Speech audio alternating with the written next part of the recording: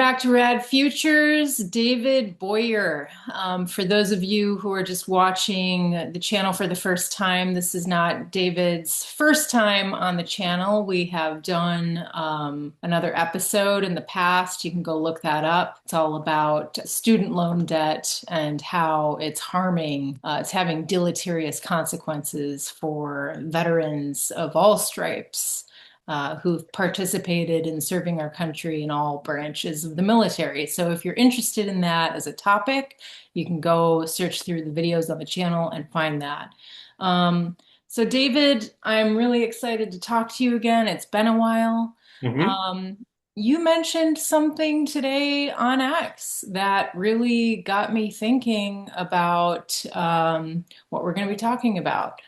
So you said in response to someone that 20% of of veterans were, can you just kind of Sure. say, So, looking at stats a few years ago, we ran onto a unique stat that said 20% of veterans that are homeless have full degrees, and right? 2% more have some college, but for some reason they didn't finish college, but they're still homeless.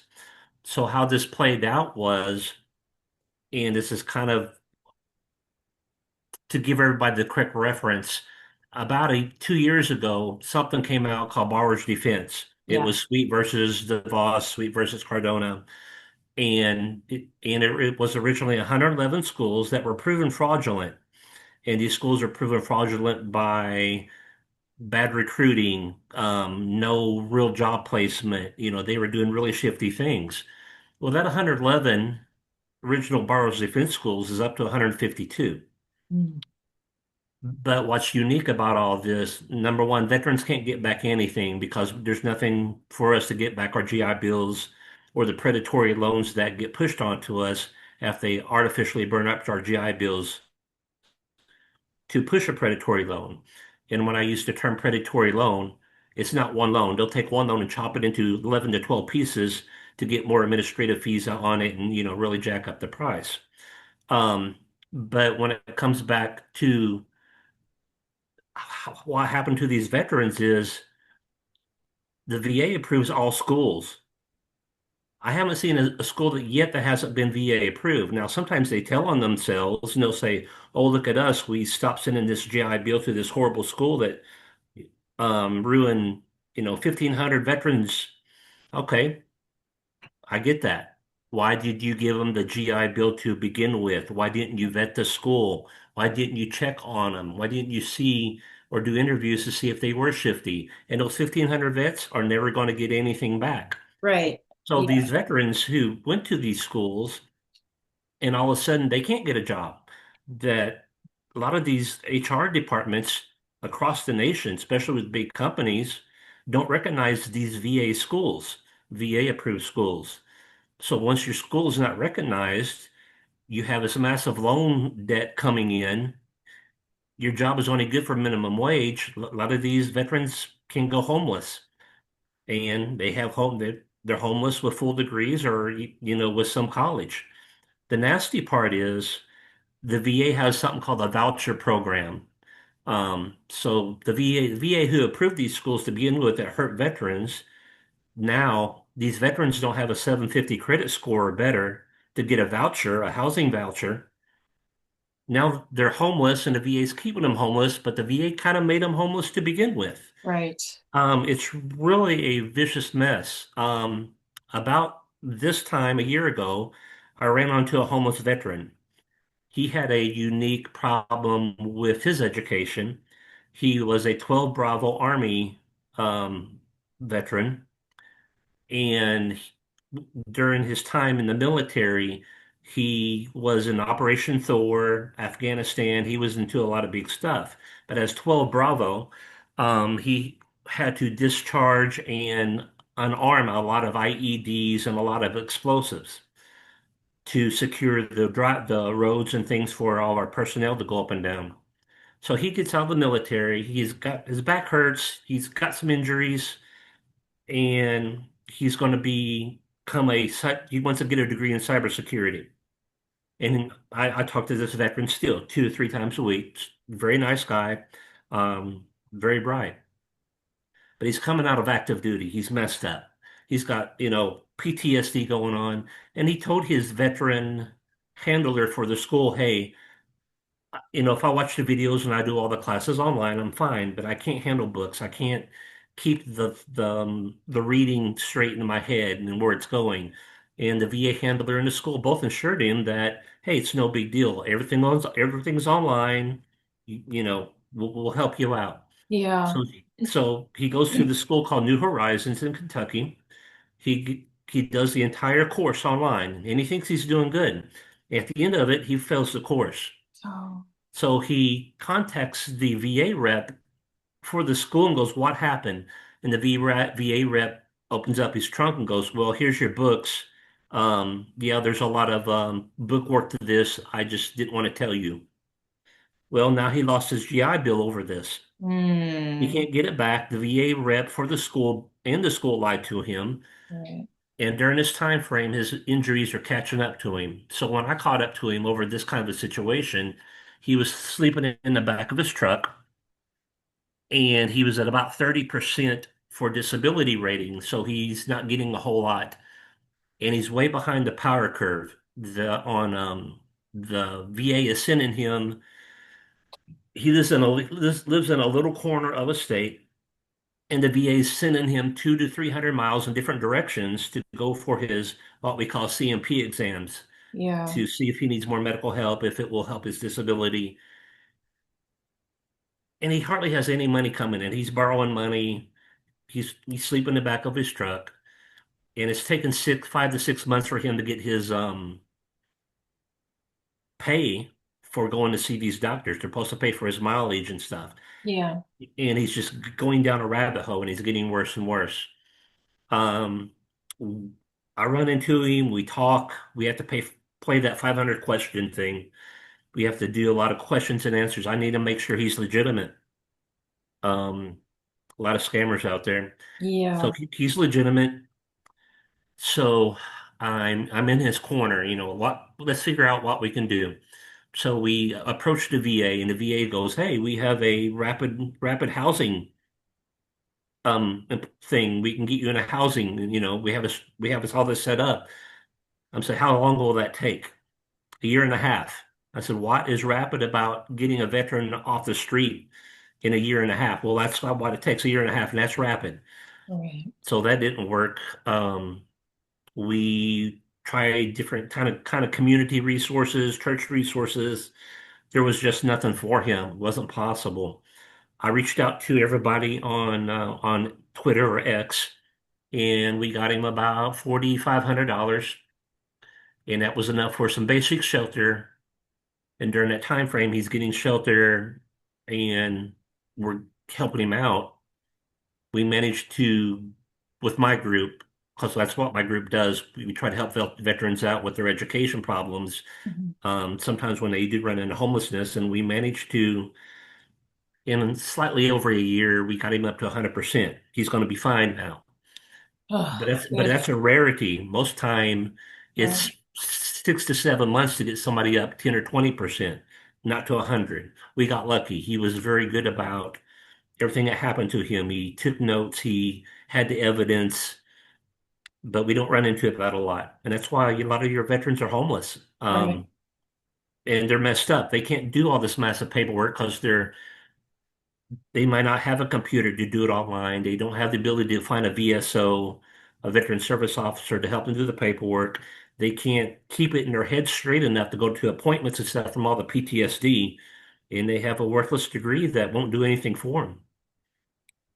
It's so messy. It's such a mess. And when you were talking about this, the thing that really stuck out to me because it's tying into other conversations I've had with other people on my channel about these mega loans. I don't know if you've been watching any of the recent episodes, but I recently talked to Thomas Borgers, who's an investigative reporter now, but he was a presidentially appointed fraud investigator during the 2008 financial crisis.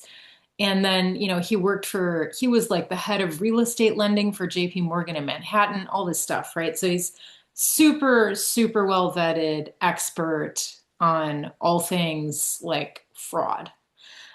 So he's been interviewing victims of the Parent Plus loan program for the last 8 years. He just wrote a book.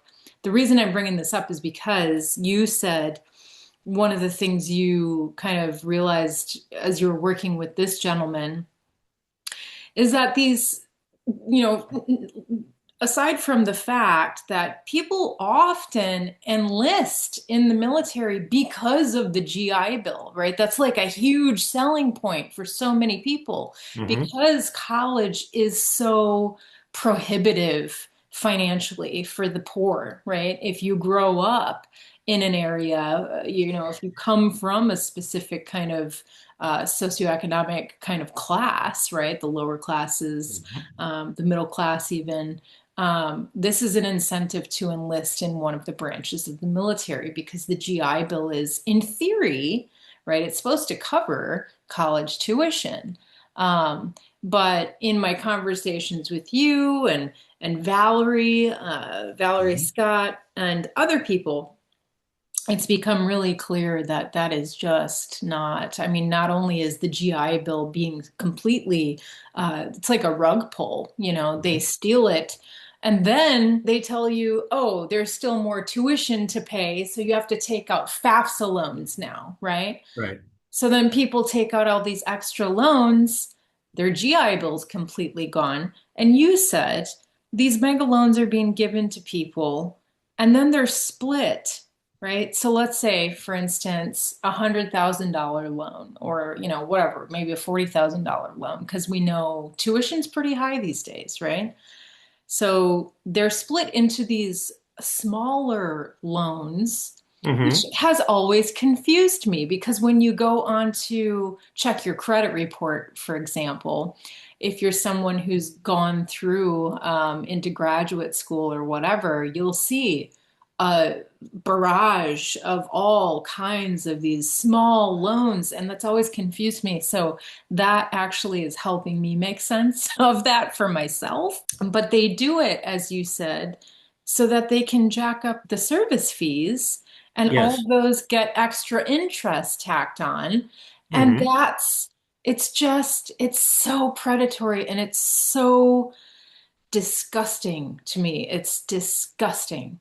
Um, the way that they're taking advantage of people and especially veterans. And then you mentioned veterans on disability. This gentleman had severe, PTSD as a result of the tours in Afghanistan and whatnot. People don't understand. It's very real and it's debilitating for the people who are worst affected. So this is an issue that I'm glad we're talking about. I really hope more people start, noticing, speaking out about it in whatever way. Maybe, I don't know, starting their own channels or something. But one of the other things I wanted to touch on was this something that Michael Hainline actually talked to Hmm. me about was this state approving agency role Yes.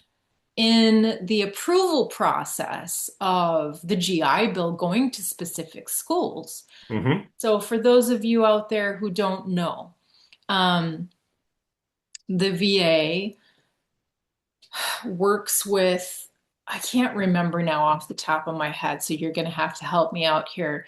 The state approving agencies are meant, in theory, to be a regulator, right? They're meant to kind of not only approve and kind of, they don't dole out the funds because the GI funds come from the VA, but they are meant to regulate it. So they're meant to say, oh, this college program is legit. Let's approve that. And they kind of work with the VA, but as they're the check and balance kind of system, but no one's there to check them, right? So that's something That's that correct. I feel is muddying the waters a lot in this situation. So, as a regulating agency, who is regulating the regulator? Um, Nobody. and they're not really doing a good job.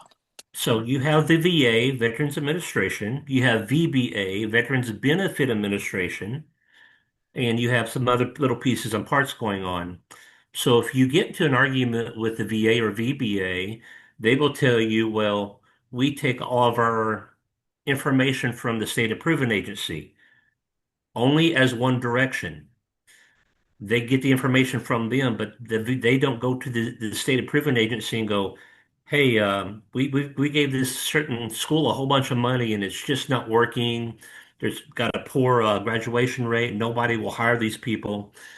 And but the state approving agency itself is very highly political.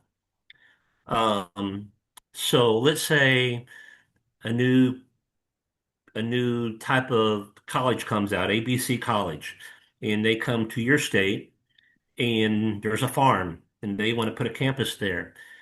Well, they like all these bad predatory schools, they will go find themselves a nice politician, a senator, a congressman, or somebody, and they will start working with them. Hey, let's start let's make a campus here. It will bring jobs. It will bring, it'll Yeah. do all sorts of great stuff. And working with the politician works with the governing agencies, and they can use eminent domain, and they can take that farm away from that farmer. Then they put a great big campus on it. Yeah. And then state approving agency said this place is great, Yeah. even if it's horrible. And the VA gives the GI Bill to that place and the veterans, we're in the dark. We don't know these schools are good or not. But nobody vets these schools until it's too late. Um, and it's very sad, and it's a very high level of betrayal because like the first generation of people like me who went to a bad school and we signed up. I'm a class member for Sweet versus Cardone and all that. And I was also the first person thrown out on my ear because you're a veteran. We can't help you. I'm like, why can't you help me? I was the target. I'm the 90-10, 90-10 target. So every 10%, every one veteran you get, the school gets one veteran, they get money for nine more people. So that's where the 90-10 rule came from. So Mm. veterans were lied to, shown false data, fake documents, just everything known to mankind to grab one so you get money for nine more.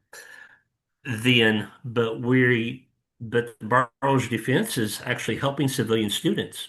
Hmm. Nobody helps us. I got angry at somebody the other day and said, only thing they send us is body bags. They don't send us any help. Wow. And that's part of it that the veterans give up. If you're homeless and you do the best you can and you got to be homeless for no fault of your own, people give up over time. Yeah. But the problem, one of the big problems is we have Doug Collins. He's the secretary of the VA. Doug won't talk to us. And we approached VSOs, DAV, VFW, Veterans of Foreign Wars. Hmm. Um, we approach all these big VSOs. Well, the VA talks to the VSOs, and VSOs talk to the VA, but nobody talks to us, and they won't represent us, and they won't let us get our foot in the door. It's very strange. I don't understand. I do. It's like I do understand, right? I feel like everybody kind of just knows like it's corrupted. And there's a certain level of resignation, I think, especially right now in 2026, where people are aware that things are not fair and they have just resigned to not really, acting on anything, not really pushing for change because it's all just too overwhelming, which is exactly what Steve Bannon's whole like prerogative is, right? That's his strategy. So it's working. But I do feel that people need to, if you're a veteran, you're watching this, please. I know it's uncomfortable. I know many people, even if you're not a veteran, you're just a student loan borrower, start a channel, go on TikTok, go to Instagram, start telling your story. There's nothing that's going to change if people don't activate and start working together as a community. Nothing's going to change. Um, and I know everybody wants things to change. I do, I think you know that too. It's Well, just, the public needs to realize, and I'm one of the first generations of this that happened to us, that number one, I did my homework. I checked up on everything known to mankind, and I still got robbed. Um, in active duty, when you get out of the military, they just don't throw you out on the street. The last week, sometimes 2 weeks, depends on your branch. You go through classes of, this is how rent works. This is a down payment on utilities. They just don't want to let you loose yeah, out into the public because, especially if you were in the military for a fairly good long amount of time, you have no idea how to be a civilian. You don't know what it takes. You don't know what to do. yeah. You get actually pretty lost. And so It's like at that culture time, shock. it is a massive culture shock. Yeah. So at that time frame, the for-profit colleges were coming on board. You had Corinth, DeVry, ITT Tech. You had all these massive super colleges that were learning how to get their hands on veterans before they were a veteran. So Mm, they got hold of our people who worked in personnel and record keeping and our exiting instructors. They got their hands on them, and those people were working on were had a side gig working for these for profits. So, my exiting class was everything about ITT Tech. It's a great school. You don't need to go to a regular school. Who needs to do all those prerequisites? You just need the knowledge. And so yeah. my entire time getting out in all those classes were just to be commercial for ITT Tech. And when I got out, ITT Tech is calling me. They already had my information. So the armed forces had people inside giving all of our information to these for-profits that were already hitting us as we're going out the door.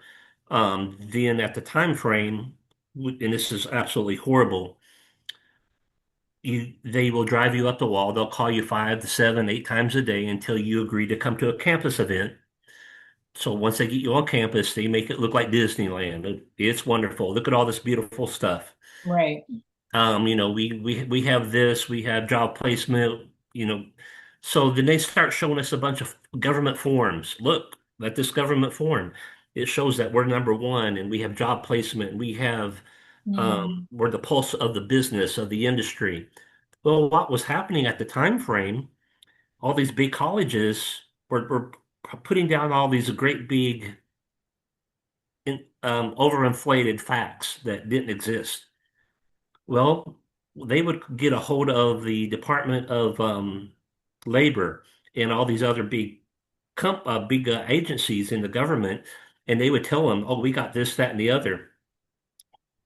So nobody validated the data. So the government would just print this out on government ledgers that this is a great school. They have 100% job placement. They have massive job growth. Everybody wants these people. Well, that's what hooked us. Fake documents because somebody on a desk at the Department of Labor never validated that the data was false and they were being lied to by these big schools. So we got all hooked 2 to 3 different ways. Then we didn't really know how badly we were in trouble until we graduated. Then we go try to get a job and people tears up our resumes. They laugh at us. They kick us out of interviews. Then shortly later, as the electronics come on board with online, if you try to get a job online, so you go to some kind of business and you put in a resume online, well, these companies don't want anybody from these schools, so they put in what we call it filters. So if the filter says, "Oh, this guy's from DeVry," your resume gets automatically rejected. Oh, this person went to ITT Tech. Your resume is automatically rejected. So now we can't get a job on foot and we can't get a job electronically Right. because, you know, all these companies have filters in their system to make sure we never get to them. So, and another nasty part of this is the Department of Education. We went to them and said, you saw this happening to us. Why didn't you do something? Well, no, we're sorry. We can't prosecute all those bad players. So, like Kevin Mulvaney, who was over ITT Tech over the 6 year period while I was trying to watch some of this, made over $12 million worth of bonuses. He just got a slap in the hand a couple times for $50,000 and nobody ever got prosecuted or in trouble. Then it got even worse when DeVos got in there because DeVos was her main family does all these loans for profits. Oh, yeah, God. I mean, what a glaringly obvious piece of like corruption right there. That's crazy. That's Yeah. crazy that they gave her that seat. It's totally Let wrong. me correct you. They did not give her that seat. She bought that seat Okay. for millions of dollars of campaign donations in the time frame when she was actually in the being the Secretary of Education, she made a spare $244 million on the side. Yeah. Then she It's also put in place the new stuff that's happening now that the school vouchers and all that. If you don't like your school, you can grab a school voucher, go to another school. She put all that in place. yeah. So the corruption is so high. Yeah. How do you even begin to approach it? It's mind-boggling. I don't know. I mean, as an academic who studied regulation agencies and the concept of regulation and policing and all of that, it's something that is very interesting to think about from an academic point of view. In practice, how do we how do we change that culture? Really, I feel like it's a culture of corruption at this point. And I think that there are so many things we can point to. Not only Citizens United would be, that's obviously a huge problem. But we can also point to other things like the very fact that we call corruption lobbying in this country. Hmm. What is lobbying? Lobbying is literally representatives from very big financial interests, whatever industry they're representing, that are literally bribing our politicians. That's what it is. It's They're bribery. they're not even And trying to hide it anymore. Virginia no, Fox will sit there and smile and have lobbyists from big education for profits just giving her money left and right. They're yeah. not even trying to hide it. No, there's no integrity. There's zero integrity. I think that a lot of politicians pretend, and they pretend very well, and they toe lines. And, Elizabeth Warren is a great example. She taught bankruptcy law at Harvard. I think it was Harvard. Correct me if I'm wrong on that in the comments. But, she promised constituents that she would return bankruptcy rights to student loan borrowers, and she never did. She walked back her promise. She Hmm. never. I post at her to her in X all the time, and she never responds to. Nobody responds to me. And it's like it just falls on deaf ears. It's like, okay, well, we know that she must have received some kind of money, right, from somebody, one of the servicing agents, or I don't know. Well, if you want to know kind of where money is at, go to opensecrets.org. Okay, If you go to Open Secrets, you can put in your senator, your congressman, anybody, and you can see where a great deal of money comes from. it's a good idea. It's very, very, very good. Anybody out there watching this who's interested and wants to do a little project, if you want to partner with my channel, I would be happy to feature you. If you want to do that, we can do an episode on that. Just let me know. Yeah, I think that's a great idea. Um, And you mentioned that the Department of Labor, so this is really interesting. I've not heard this before.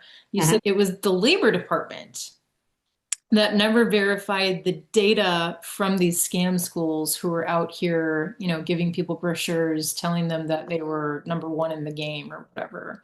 Yes, that's correct.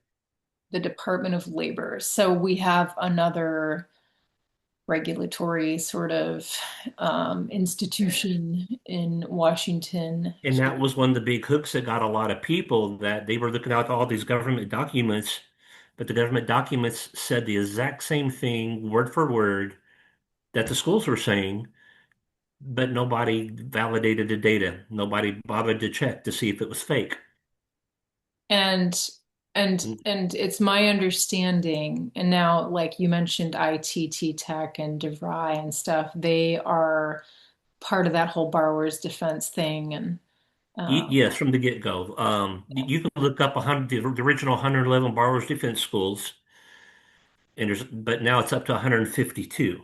and is that the class action? Is that the one Yes, that, it is the class action. The class action has grown over time, and it picked up more schools. But there's still a lot of small schools that if your school was like less than 2,500 people, or it was a religious base, being Catholic or Methodist or something, they're not being represented at all. So there's more scam schools and scam situations out there, but they're too small to be seen or to be picked up to be defended. and the only way that the list grows is if the borrowers themselves are submitting information about them. Okay. Yes. So, yeah. So if you're watching this episode and you've been taken advantage of by one of these schools that's maybe not on that list, submit. Can people still submit? Is Yes, that they can still submit their borrower's defense paperwork online. Um, but the schools are smart. I have a friend, she was a Marine, and she was using her GI Bill to go to culinary college. Mm. So she was going to a culinary school, and at the time, she was working in a really nice bakery. And the contingency was that she can work in that bakery. Then, once she gets her degree from this certain culinary school, then she's going to be hired full time. Yeah. Well, within 2 months of the school closing, let me repeat that. Within 2 months of her getting her degree, the school closed, just shut the door. Hmm. Well, the school, knowing how to play the VA game, left her office open for another few months so that she couldn't get her GI Bill back because of the 120 day before or after school closing act for the VA. She would have been able to. So they just left her office open and answered the phone for a few more months so they wouldn't have to give back GI Bills or loans. These Yeah, bad people are very good at playing this game. they are. The veteran always loses, always. They are, and I have to say, I mean, it's not surprising. And one of the things I've noticed in the past, I would say 5 to 10 years, is the sudden kind of mushrooming of all of these new like colleges, right? People Mhm. just people just starting a college and claiming expertise enough to do that, you know? And then they get the FAFSA money. So it's such a scam. It's so fraudulent and disgusting. I want to throw you one more little quick thing at you. Yeah. Okay, so all these students that went to Carmel, Indiana, at ITT Tech to be a nurse, and they got their nurses degrees and all that stuff at ITT Tech. The VA paid for all this for the GI Bill, but the VA wouldn't hire them because they were such horrible nurses and they didn't have enough correct learning in college, through their school. So the VA had a massive nurses shortage, but they wouldn't hire those nurses, and their nurses themselves, um, they had to go start scratch from another place and lose their GI Bill and everything. No way. Oh But my they were God. good enough to get the GI Bill for that school, but the VA wouldn't hire them. The VA was claiming that the training wasn't good. Wasn't good enough to hire these people as nurses, but they paid for their GI Bill to for them to be a nurse at that school. Right. So then in that case, in a hypothetical ideal world, they would get that GI Bill back. Um, that's crazy. And That's there's insane. one more on top of that. A lot of people that enlist in the military, they love it so much they want to be an officer. So they get out of being enlisted after, 4 to 8 year period, and they go to a school to get a degree so they can be an officer and to go back in. About half the time, the Department of this is Department of War now, whatever it used to be. Anyway, they wouldn't recognize those schools. So these people that got out to wanted advanced degrees and come back as an officer now wasted their GI Bill and has an enormous amount of school loans, and their school is not recognized to be for them to come back to be an officer. The And Department of Defense doesn't recognize that school. that's insane. And like let's reground ourselves here too.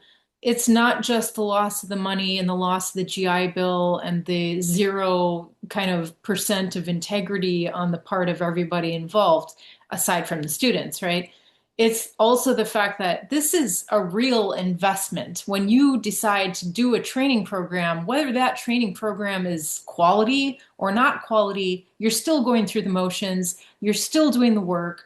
You're still putting effort and time and energy and making plans and trying to organize your life around this. This is taxing, right, on people's lives. And they don't get any of that back. And to expect them to do it's crazy. It's totally crazy. So just to circle back, I reached out to you because you made this response post on X today that touched on the homelessness epidemic in this Mhm. country among veterans. Um, it's a very, very sad issue when people start to dig deeply into this. Um, we have an organization here that deals with it's called the Homeless Veterans Initiative, and it exists because the problem is so prevalent in our society that our city figured out a way to create an organization that actually specializes in trying to help these people. Um, which is good, obviously, but also at the same time, it shouldn't even be an issue. Mhm. So, you know, there's like the American sort of homelessness problem, and we can go in all sorts of different directions with that. But then, as a little sort of subset, I guess, within that bigger umbrella problem is this homelessness issue with regards to veterans who are college degreed, right? So when people think about homelessness, they often don't make that connection, right? The most common assumption is lack of skill, lack of knowledge, poor, Drugs. poor education, drugs, alcohol, domestic violence, all of the sort of worst aspects of the dredges of our society. People don't know and don't put those things together, the veterans and the homeless and the college degrees specifically. I just feel like there's been a picture painted by the media, a very a very inaccurate one, Mhm. that is loaded with propaganda, that vilifies, it's like it's shifting the blame of the people in this predicament.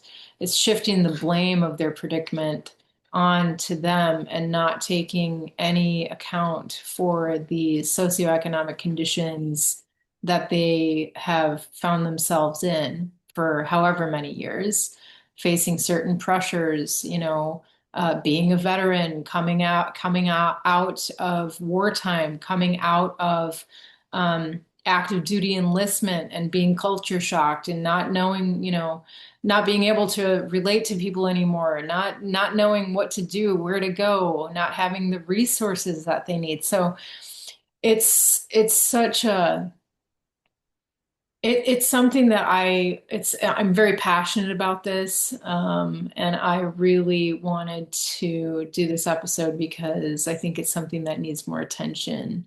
And our veterans, you know, fight for us. They sacrifice many different aspects of their lives to work for the American government, and there needs to be some accountability here.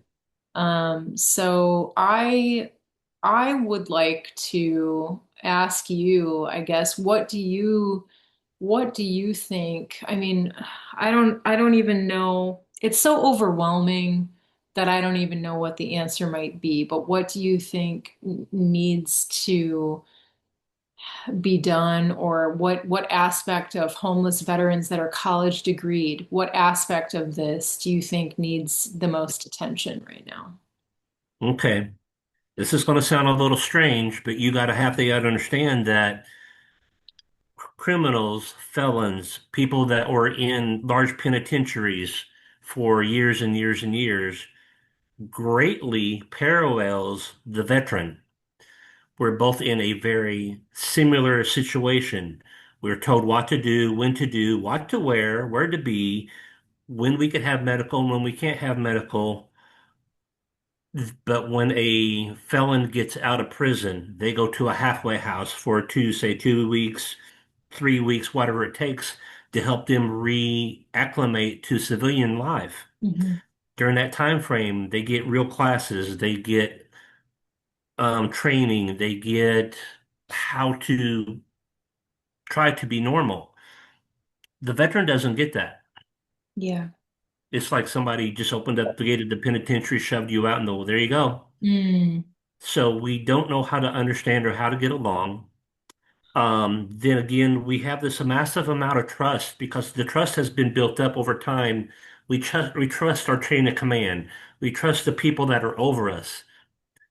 Then when the VA says, "Hey, this is a really good school," it must be a good school because they're getting a lot of money. Um, and it's just not free money. We pay for the first year you're in the military, you pay $100 every month for at least a year, and you pay into the GI Bill to get it. It can also be taken away from you Mm. in weird, strange situations. Um, and that's one of the penalties that they get you with, that if you're going to a bad school, two-thirds to three-fourths your way through the degree, they will burn up your GI Bill on purpose to make you take out a predatory loan. Sure. At that point, they got you because if you don't go with that, you may have to pay back the entire GI Bill, which Oh, is really? yes, that's part of the internal penalty that doesn't happen to a civilian student. Huh. So also we're the same as civilian students the rest of the way that once we get these degrees and we can't find a decent job or we end up homeless or we're trying to forge and try to get along, but if we default on our loan, they can take our tax returns and our garnish our checks and the bad guys get our money no matter what, even if it doesn't do us any good. And as one of the quick things to say is I've been at this over 25 years. I know the difference between a working degree and minimum wage over a 20-year period is $500,000. Yeah. Also, your health, because I learned I'm not a prepper. I don't want to be a prepper, but I had to learn to be a prepper. I had to learn what drugs work on animals so I can order those because I can't afford to go to a doctor and the VA's not taking care of us and we can't break a tooth or you don't even get dental most 99% of the time with the VA. And if you do get a VA appointment, it might be 3 to 6 months later from when you actually need them. So that's why you see veterans drinking, taking drugs. We're trying to push down the pain of PTSD, but also physical pain. Right. Our health is failing. We're having problems, and we're not getting what was told we would get. So honestly, a halfway house for veterans when they get out of the military, just not a week course on, here's, you're going to have to pay for utilities and here's what renting an apartment looks like and all this other stuff. Yeah. We really need our own version of a halfway house for maybe up to a month to acclimate to civilian life. Then there needs to be very harsh penalties for all these people who scam us with education. Yeah. But so far, they got away with this not only scot-free, they got to keep their bonuses, everything. We're the one that's we're the people who are going homeless or were hurt. Um, One of the things, to quickly touch on with the state approving agencies, these schools are horrible. Um, I have read some of the stuff with Scott Hayline. He got badly injured because he wanted to be a truck driver. Right. The school he went to had this 1920s to 1940s truck driving equipment that was old, rusty, jaggedy, not even roadworthy, but they called this training aids. And he got hurt badly, physically. And the state approving agencies of that state that kind of governs that school wherever it's located Hmm. approved that training program, and they Yes. also approved the use of the GI Bill as a method of payment. So yes, we discussed that, and it was at first it was very confusing, and we were kind of unpacking it, and once it all clicked, I was like, oh my God. Um, yeah, so I do you have anything else to say about that? It's just Well, it's the for-profit schools use the term a lot that they said the skills are transferable. So yeah, you might be learning on a 1920s diesel rig and how to move it around and park, and sometimes things are not transferable. My degree I have a bachelor's degree in electronic engineering, which is absolutely worthless, even though I was top three in my class. The computers we were using were 8088s. That's it was ancient when we were going to school. We mm, didn't have thumb drives. We had 7 1/4 inch black drives that predated the 1.44 meg floppy drive. wow. So you have all this antique, antiquated, worthless equipment that they're trying to teach you to be modern on. It's not possible. Yeah. Yeah. Um, and it begs the question, really, I think it should, right, for anyone with any kind of sense, um, what's going on at the state approving agencies that all of these ridiculously kind of low level, low quality, lack of quality control, kind of what's going on at the state approving agencies that they're approving all of this stuff, right? So, I mean, we can't automatically jump to the conclusion that there's corruption, but that is definitely something that's on the table, obviously, because, why would they be doing this? I'm not trying to allege anything, by the way, but I think that that's like a logical. A lot of it does have to do with money. They don't want to try to keep up with new equipment because that's expensive. Yeah, These schools are money makers. That's all they're designed to be is money makers. But lately, you've seen where people don't know how to speak English. They can't even read a road sign, but they got a CDL and they're running down the highway, having massive accidents and killing people left and right. yeah. They come from these schools too. These schools that are GI Bill approved. Mhm. So to keep the costs down, they don't want to buy or keep the latest, greatest, or even close to modern equipment to learn on. Then on top of that, these state improvement agencies there's no checks and balances.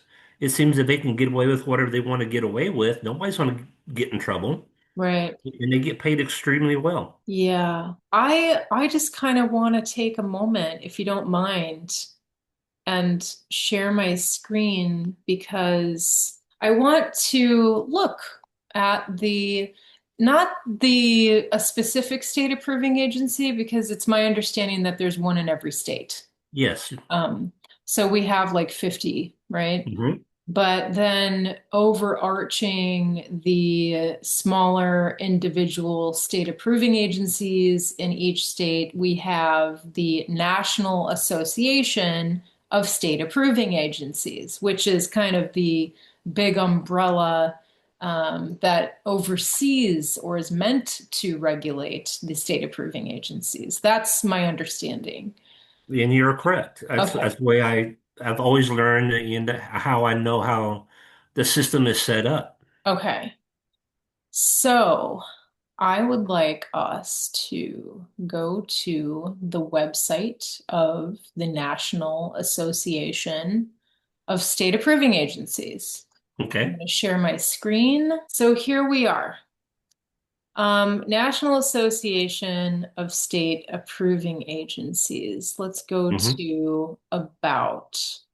We're going to go to the Executive Board Members page. Scroll back up. Quality education and training programs for veterans. Cool. Executive board members. So we have a few people here. Um, Says that they help make the GI Bill work. They facilitate the efforts of its member state approving agencies in promoting and safeguarding quality education and training programs for veterans. So they facilitate the efforts of the individual state approving agencies in their promotion and safeguarding quality education and training programs. Okay, protecting the integrity of the GI Bill. Yeah, that's a nice Um, fable. It's made up of more than 50 state agencies nationwide that oversee education and training programs for veterans in their respective states. Most states have a single agency to evaluate, approve, and monitor education and training programs for use by GI Bill eligible students. One state, Washington, has two separate state approving agencies for different types of training. Okay. So this is all about what they kind of do. It says they work hand in hand with other organizations. That's an interesting term. I wonder what they mean by that. To make the GI Bill the best possible educational assistance program for our nation's veterans. The National Association of State Approving Agencies members work with government agencies, Congress, schools, and employers to assure that veterans have access to well-managed, ethical programs they can trust to help them achieve their goals. Sounds really good. It does. Yeah. So there's a little history here. If anyone watching wants to go poke around on this website, you can read about the history. Now, the executive board members, I remember going over this with Scott last time or two times ago that we talked. And it was really interesting to me. I believe when I was looking at it, I was asking him, is this person a veteran? Is this person a veteran? And we were kind of confused about that. I think it's my understanding that some of them are, but the majority are civilian. Correct.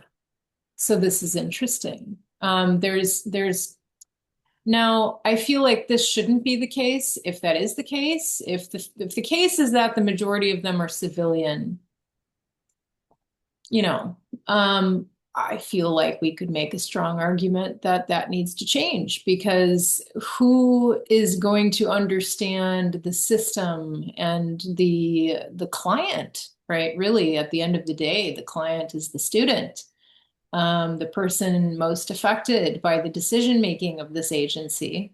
So if we're going to make good decisions on behalf of our client, should we not understand our client? Maybe we should have some kind of like experience ourselves in the military. Why are we not appointing veterans in this regard? Does anybody know? I don't know. If you know, comment down below. Let us know because I have no idea. So these are the people, and this isn't meant to call anybody out. I'm not trying to allege anything. I am just showing the website. And we are discussing this because it's something that is causing a lot of problems for a lot of veterans. And I think, it's okay to ask questions, right? That's right. Um, so yeah, maybe people can start asking more questions. Maybe they can get in contact with some of these people and ask them more questions. Um, so if you're a veteran and you feel you've been harmed, get in touch with the National Association of State Approving Agencies and ask them why, you know? Well, Um, why don't you stop for a second there and look at that June 22nd, 1944. yeah. So over 100,000 black men come out of the war Mhm.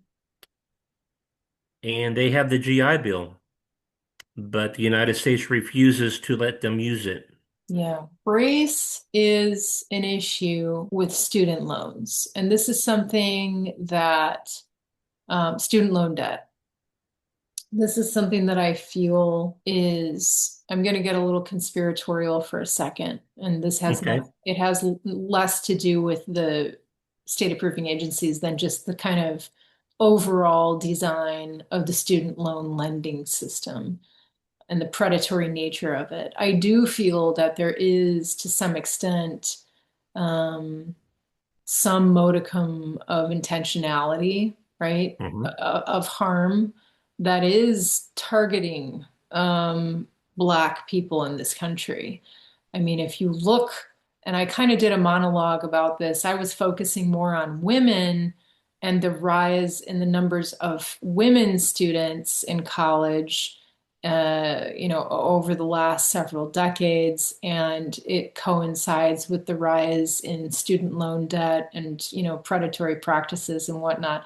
Not only does it coincide with women, but it also coincides with Black people generally, men and women, but especially women, Black women, going Hmm. into higher education, getting degreed, getting more certifications because, I talked with Ryan Liebenthal, the author of Burdened.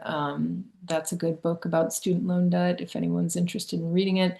Um, she talked about this incentive to credentialize further, right? So once you get a BA or a BS, yes, you can go out into the job market and maybe get lucky. But, let's think about it for a minute. If you are a Black man or a Black woman, and you're interviewing for the same position, even with a degree, right? If you're interviewing for the same position as, someone who's white sitting next to you, there is an issue of racism in this country.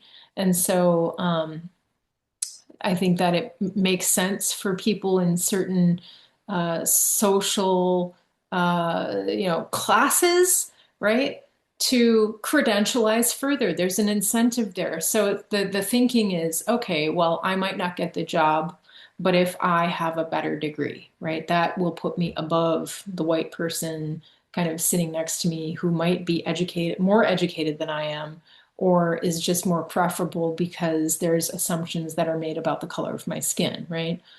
Um, Sorry, I'm going off on a tangent here, but No, you're exactly right. But why don't we start at the beginning of this and call it classism? yeah, totally. Because because it is classism. I watched a documentary on how do recruiters recruit, and this goes back to the early 60s. Mhm. And the recruiters for the Army and everybody, number one, Army loved people in the Midwest. We know how to shoot. We know we don't need that ton of training on how to shoot or how to work or how to get along with each other. Yeah, But the biggest part of the documentary was they're after rural people, and very, very poor people because they know that these people will pay into the GI Bill, but only 6% will have the ability to ever use the GI Bill. Mm. So not only are we getting people that are already somewhat trained and have certain skill sets, we know that we're going to use them as a moneymaker too, because they're going to pay into the system that they can't use. Because when they get out, they have no way possible to have an apartment, someplace to live, transportation, and still have the ability to make it to school and stay alive. So this starts all off very early as classism with certain poor people in certain areas. Um, it's exploitative Yes, and it's a feature. So you're saying it's an exploitative process that is a feature of modern recruiting. it was at the time when I was watching the documentary. This was going back to pre-70s, and that they were after certain people that they knew would pay into the system but couldn't ever get any money back out. Yeah. So yeah, it's Oh, it's so disgusting. It's like when you sit back and you realize if you can see it, you can see it all. I mean, you have been dealing with it for a really long time. I've been talking about it on my channel for a long time. Other people, as you know. So when you've been in the rabbit hole for so long, you see kind of the monstrosity of it more than other people, Mhm. and um it's filthy. It's disgusting. It's really a stain on this country and everything it stands for. And I don't care what anybody says. I will stand by that. I will stand by that. Yeah, so it seems that exploitation is a feature of this predatory lending. Mhm. Um, Yeah, and it's exacerbating the problem, the epidemic of homeless veterans in this country. And every American should feel ashamed that our government and our agencies have been captured. I think that it's time to just acknowledge that and get real about it, and to do something about it, and by that, I mean, take some kind of action.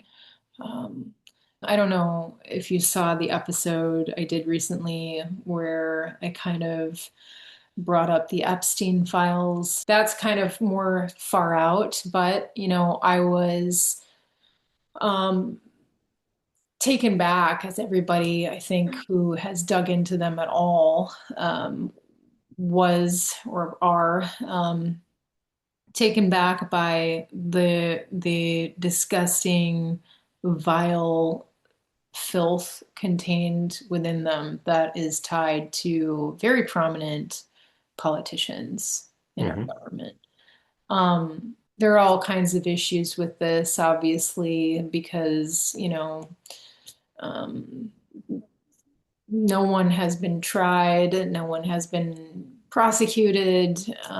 Evidence is, so, but there seems to be enough to make a connection that says, at least, at the very least, there is a connection. There's some kind of a connection. And in the sense of, we know that our politicians are accepting bribes because we have something called lobbying. And we know that there are other governments around the world who are able to purchase our politicians because of Citizens United. Look at the law. Read the darn law. So I'm not pointing fingers at specific things or people, but what I'm saying is that it's worth looking into deeper. Even in the armed forces, between Army, Navy, Air Force, and our different branches, we all have different rules when it comes to GI Bill and how much Mm. you have to serve, what counts toward it, what doesn't count toward it. If you had any kind of split, between active duty and you were a guardsman or a state guard, or it's on purposely convoluted and vague and open to suggestions, but it's all designed to keep you from getting what you were supposed to easily. It's normal to do 15 to 20 years worth of paperwork to get your disability to any kind of level, even if all of it is absolutely legit and you were involved in a lot of really bad, horrible things. Yeah, Um, and it's all designed just to keep you from getting anywhere. Let's drive you up the wall. Let's make you resubmit. Let's just trying to make you give up. I agree. I agree. It's purposefully convoluted. Yeah. And it's like purposely convoluted with regards to what you just mentioned, all of the different branches, because they're all very different. Um, Navy, Air Force, Army, Marines, National Guard. They're all different. They all have their own administrative kind of procedures, and yeah, it's very. It's just like the bureaucracy of it all is crippling, Hmm. and confusing. And I think you're right. I think there's like some intentionality behind that in some ways. Or maybe it's not intentional and it's just a symptom of just the bureaucratic culture of the machine. Well, no matter where you go, whatever horrible college you run into, about 10 to 12% of the bad people, 10 to 12% of the people who got hosed over badly by that bad school are veterans. We're everywhere. Right. But we all get treated differently. We were talking about antiquated, horrible curriculums. That was Brooks Brothers, or we call them Brooks borrowers. But Um, it was a school on photography, like 1820s photography, like flash powder, developing your own foot film. You would get a bachelor's degree in overexposure and shadowing and set design for photography. So all these people went to this school, and when they got out, only job they could get is taking pictures of high school kids for the prom. right. But they're getting their money back. Argosy is another one. I have several friends who went to Argosy, big school on becoming psychologists, big money. And since it was a doctorate level, they got to take out even more money. Some of these Yeah. people are over a $500,000 in debt Oh, and yeah. and occurring $3,000 to $5,000 of interest per month. Mhm. But some of them are getting help. But the veterans get nothing, and we have no ability to get anything. We can't even have a voice. And what the most horrible part of all of this, besides the betrayal, there's there's agencies and non-for-profits out there that play both sides. Yeah. They will help you do all the paperwork in the world. They will say they're on your side, and they go do all sorts of bills and try to do all the sacraments. But these are also the same people who are writing scam bills against us. Like Dulia Ramirez, District 3, her HR 1767, that scam bill was written Right. by one of these groups that's supposed to be helping us, but Yeah. it's a scam bill against us. So Yeah. these people who play both sides, regardless, like the big VSOs, are using veterans as donation bait. That's what it is. And it's disgusting. It's disgusting. There's no where is the integrity? Where the heck is the integrity in our There is politics? none. And Yeah. I mean, I don't know. It's disgusting. I'm so I'm so thankful that you agreed to come back and talk about this. I feel like we just shaved off like the very tip of the iceberg. There's so much more we could say about homelessness and veterans who are college degreed. Thank you, David. well, thank you for having me and trying to get our word out. Yeah. uh, eventually this has to stop. Yeah, People have to stop using us as, donation bait is the easiest term. yeah, Everybody's lining their pockets, but the veteran doesn't get a dime. yeah. I agree. It's disgusting. It's really disgusting, especially when you look at the sacrifice. Oh, it's foul, foul play. That's what I Well, feel. that was one of the arguments that I ran into. People are like, well, you got this disability, you're getting free money. And I'm like, you could have put on the uniform. You could have disarmed an explosive, Mhm. Yeah. or they would have picked you up with a pair of tweezers. It blows my mind that there are people out there that are bitching about veterans getting veteran benefits. It blows my mind. I don't get it. Like I what have a really good ability to shut them up because if they're griping at me, I'm said, well, I guess I'm lucky enough that several people around me died and got hurt that I get, a few benefits. right. Maybe if you lost half your family in a car wreck or something, maybe you could get a few dollars. People can be stupid. Thank you, All sir. right. Sorry to end on such a sad note. It's Um, okay. we'll come back, we'll hit this again, and we'll make some change.